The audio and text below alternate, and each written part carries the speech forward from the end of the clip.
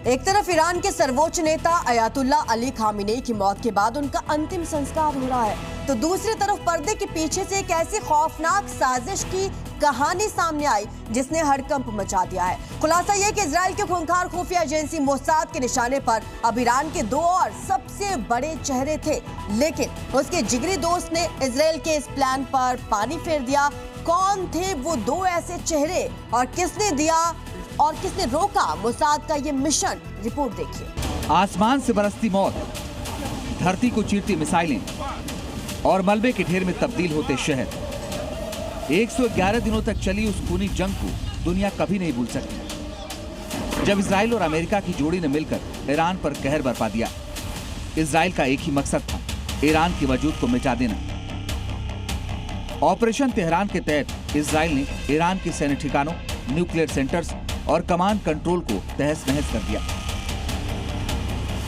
एक एक करके ईरान के टॉप कमांडर, IRGC के जनरल और रणनीतिकार मार गिराए गए, लेकिन इजराइल यही नहीं रुका। इस पूरी जंग का ईरान को सबसे बड़ा झटका तब लगा जब ईरान के सबसे बड़े रहनुमा अयातुल्ला अली खामेनेई की मौत हो गई। आज जब एक तरफ खामेनेई का अंतिम संस्कार हो रहा है, पूरा तेहरान मातम में डूबा है। ठीक उसी वक्त मोसाद के उस डेथ वारंट का पर्दाफाश हुआ है जो ईरान को पूरी तरह अनाथ कर देने के लिए तैयार किया गया था। लेकिन ये जंग एक तरफा नहीं थी। जख्मी शेर की तरह ईरान ने भी वो पलटवार किया कि तेल अवीव से लेकर वाशिंगटन तक कांप उठे। ईरान ने अपनी घातक फतह और खैबर मिसाइलों का मुंह इजराइल की तरफ खोल दिया। रातों रात इजराइल के आसमान में मिसाइलों की बारिश होने लगी। सिर्फ इजराइल नहीं, ईरान ने खाड़ी में मौजूद अमेरिकी एयरबेस को भी सीधा निशाना बनाया। अमेरिकी ठिकानों पर ईरान के आत्मघाती ड्रोन्स और रॉकेट्स काल बनकर टूटे। खाड़ी का समंदर बारूद की गंध से भर गया। ये वो दौर था जब दुनिया तीसरे विश्व युद्ध के मुहाने पर खड़ी थी। अमेरिका शांति की दुहाई दे रहा था, युद्ध विराम की बात कर रहा था, लेकिन उसका अपना ही सबसे पक्का दोस्त इजराइल पर्दे के पीछे महाविनाश का नया चैप्टर लिख रहा था।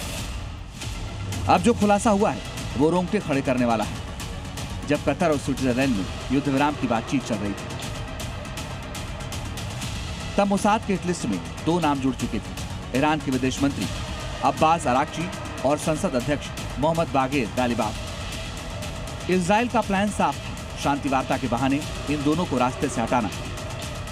लेकिन अमेरिका इस बार इजराइल की जिद के खिलाफ था। वॉशिंगटन को डर था कि अगर अराक्ची और गालिबाफ मारे गए तो खाड़ी की आग पूरी दुनिया को भस्म कर देगी।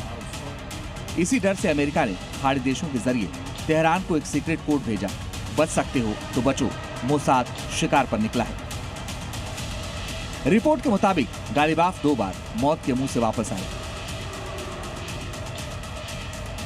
सनसनीखेज दावा तो यह है कि जब गालिबाफ अमेरिका के उपराष्ट्रपति JD Vance से मुलाकात कर तेहरान लौट रहे थे, तब मोसाद उनके विमान को हवा में ही उड़ाने वाला था। ऐन वक्त पर ईरानी खुफिया एजेंसी को खबर मिली, पायलट को इमरजेंसी मैसेज भेजा गया और गालिबाफ के विमान को आसमान में ही मोड़कर मशहद शहर में इमरजेंसी लैंडिंग करानी पड़ी। वहां से वो सड़क के रास्ते छिपते छिपाते तेहरान पहुंचे। लेकिन इस महायुद्ध और खूनी साजिशों के बीच दुनिया के सामने एक ऐसा रहस्य आ खड़ा हुआ है जिसने वैज्ञानिकों से लेकर इस्लामिक स्कॉलर्स तक को हैरान कर दिया है। तारीख थी 28 फरवरी, जब अमेरिका और इजरायली हवाई हमलों में अयातुल्ला अली खामेनेई की मौत हो गई थी। आज पूरे 125 दिन यानी लगभग 4 महीने बीत चुके हैं और अब जाकर खामेनेई का पार्थिव शरीर अंतिम दर्शन के लिए तेहरान पहुंचा है। ईरान और इराक के 5 बड़े शहरों में शुक्रवार से इस महाअंतिम संस्कार की रस्में शुरू हो चुकी। लेकिन सवाल यह है कि इस्लाम में जहां मौत के तुरंत बाद दफनाने का नियम है, वहां शव पर केमिकल लेप लगाने या ममी बनाने की सख्त मनाही है। वहां भीषण गर्मी और इतने लंबे युद्ध के बीच 125 दिनों तक अयातुल्ला का मृत शरीर कैसे सलामत रहा?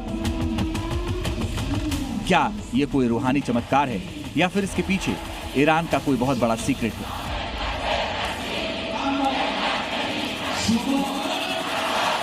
खामेनेई के शव को सुरक्षित रखने के लिए मजहबी नियम को नहीं तोड़ा गया, जबकि शव को सुरक्षित रखने के लिए ईरान ने एडवांस फॉरेंसिक टेक्नोलॉजी का इस्तेमाल किया।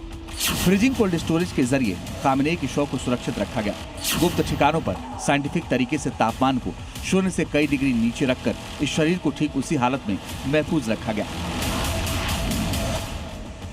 यानी साफ है कि मिडिल ईस्ट की जंग सिर्फ मिसाइलों और बमों से नहीं बल्कि दिमागी चालों और विज्ञान के मोर्चे पर भी लड़ी जा रही है।